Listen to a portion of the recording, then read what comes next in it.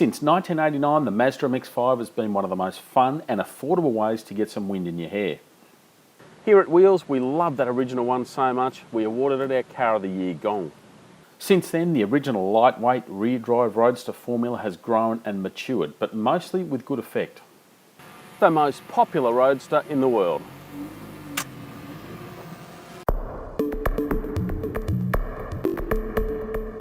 But just like my surroundings, the MX-5 is changing, big time. Welcome to Spain, where we're getting behind the wheel of a radically different MX-5.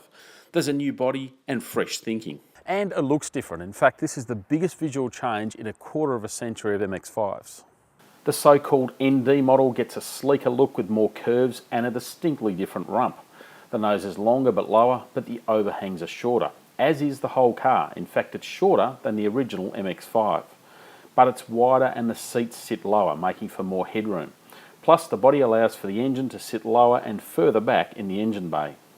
Speaking of engines, for the first time ever, the MX-5 will be sold in Australia with a choice of two, either a 2 litre or a 1.5. Today, I'm in the 1.5. The engine is based on the one used in the Mazda 2, but with modifications to up power substantially.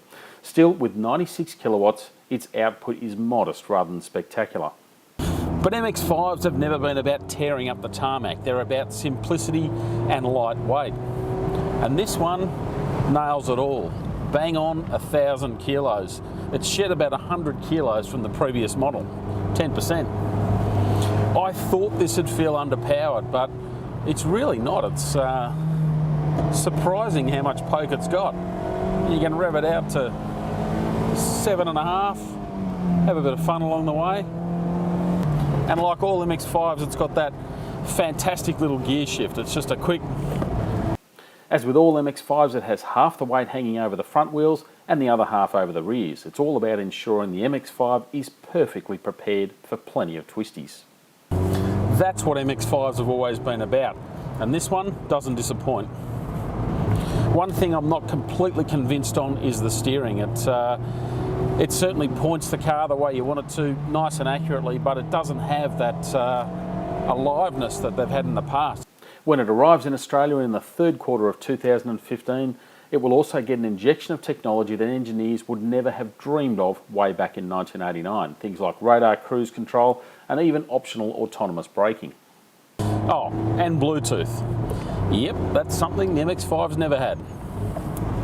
The big question is what all that has done to the simple, no-nonsense formula that defined the MX-5. Thankfully, the basics are done well. The cabin's fairly simple and it's not overloaded with fluff. In fact, it doesn't even get a glove box.